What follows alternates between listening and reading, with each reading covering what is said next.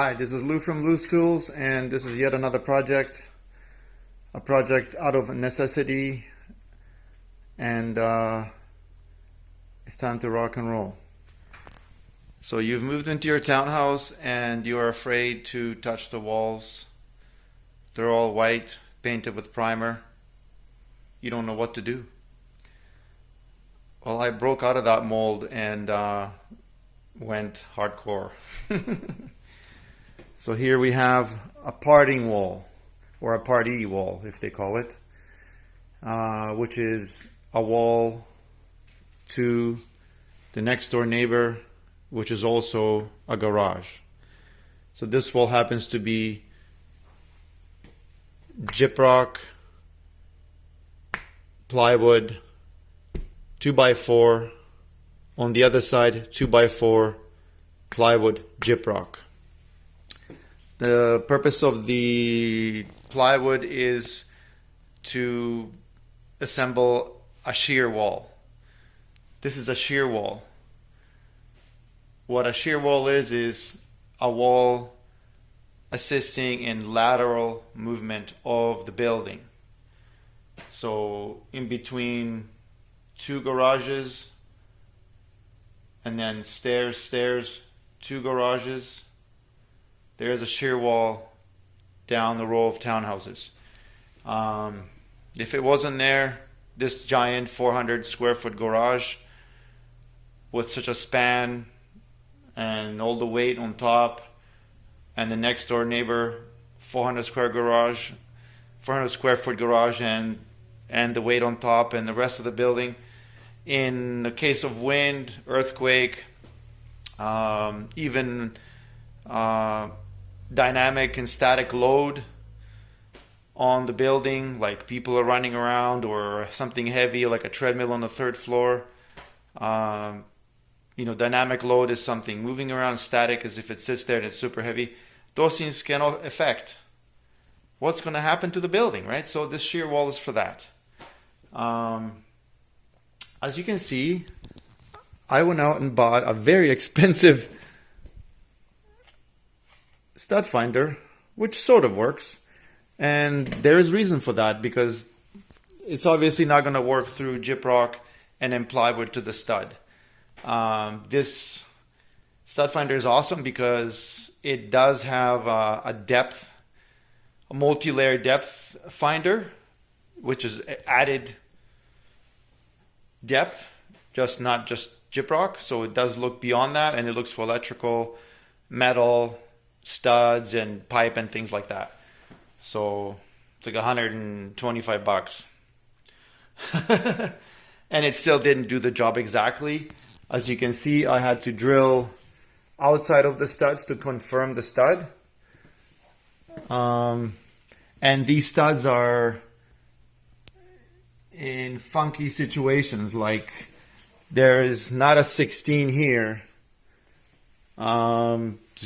There's probably a stud in here somewhere, but the finder didn't find it. So, you're going all the way to there to there. That one's over here is on 24 or 23 and a half. And this one here is a super wide one, because if you see construction in a garage, there's not much going on at the end of the building, but this here is a stack of 2x4s. That's like from here to here. It's like 6 or 7 2x4 stacked together for a bearing pillar. And there's probably another one in here somewhere, but I'm not going to bother to find it because it's no point. At this point, I have 5 solid anchors, confirmed anchors. So 1, 2, middle, 3, 4, 5, which is just fantastic. And this is a super exciting project because I'm using, the benefits of cross design, which is basically using something made for a container, and then I'm going to hang it off red balai batu, or batu balai, which is hardwood. Not necessarily hardwood, but ironwood. So yeah, so in this fashion, anchor shackle gonna hang here, which is fantastic, right? And or this way, beautiful. This is a weight bearing. I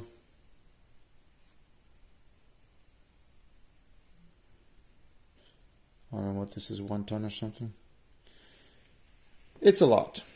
Never gonna break it. Then we have some crimped stainless steel cable, crimped with copper, which is stronger than crimping with aluminum. I had that done at a customer's place, which is fantastic. I had the stainless steel cable from before. I hung some things before with this type of cable. Super strong. This is thousands of pounds of weight bearing. You're never gonna break it with a shelf. The house is gonna fall down first, so then we'll go in this fashion, hanging there and then hanging there, off of there and to that hook. So that's how it's going to work. It's probably better if I put it this way. Yeah. So yeah, it's gonna be hanging like that, off of here, onto the hook, on the shelf. This shelf is made for container inside, shipping container. It has the corrugated wall on the inside, and the hook goes right into that divot in the corrugation as it goes down. And this is a 3-tier shelf for the use with 2x10. It's going to be spanning 10 feet. The 2x10 gets punched in here with a nail, so you don't have the lateral movement between the two shelf brackets. It's 3-tier. It's going to be giant, overkill, and I love it. I bought some 2x10. 6 2x10 because they stack side by side. It's a 20-foot depth shelf. And it was expensive, right? It's up there right now. It's $275. This Batu here, this was like $60.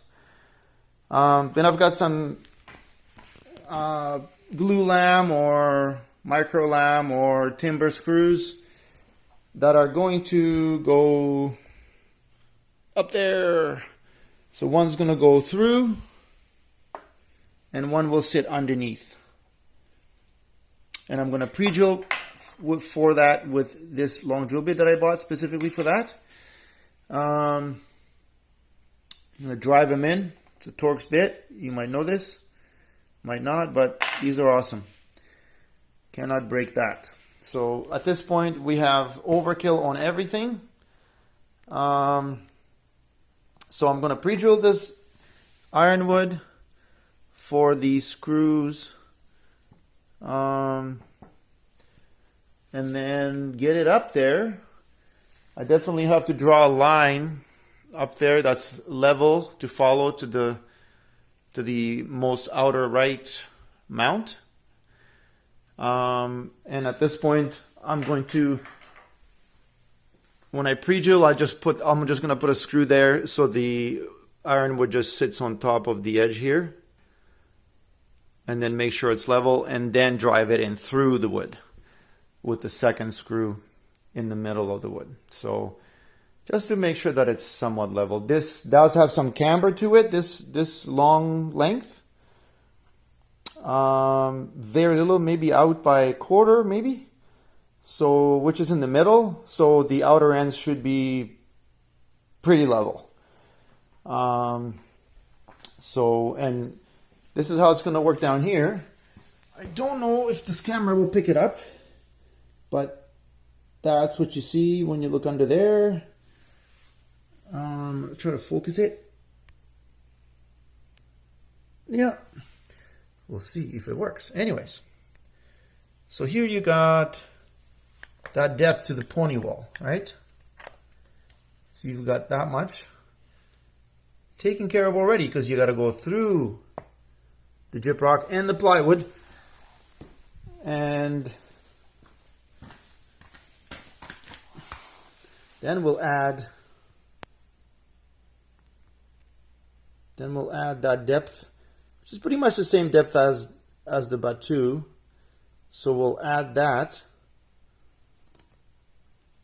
Right? So then you'll have that much of the screw to go into 2x4 from my nail to the end. So about 3.5 inches. About that, which is decent. There'll be lots of screws. There'll be 1, 2, 3, 4 through, and then 4 under to give it that extra load-bearing capacity. And then all the stuff in the garage can go on the shelves, which are going to be massive. Love it. So I'm going to go up there and draw my horizontal line from left to right. And then pre-drill on the outer edges, the far left and the far right. And then throw that wood up there. And also pre-drill for the center holes in here. They don't matter where they are. The stud is vertical. Pre-drill, drive it in, done. So let's do that and see how level it's going to be. So there is a lot of crooked walls in this townhouse. So I'm just doing a little mini challenge here. I've started 11 inches and a 32nd. Don't ask me why. From the ceiling there. Just the way I marked the shelf according to, where it's going to sit here and having enough height so we can put stuff underneath it. And then I've also marked the 11 inches and a 32nd to the ceiling there. So I'm going to see eventually if that line meets the other line. And that'll tell us how crooked this ceiling is or how crooked this building is. So technically that's a floor above and it should be straight. There's no drainage needed there, just like this dumb garage, which is also to code to some engineer's dream, is built on an angle, as you can see, and everything I put in here I got to shim up just so it's straight. What will flood? And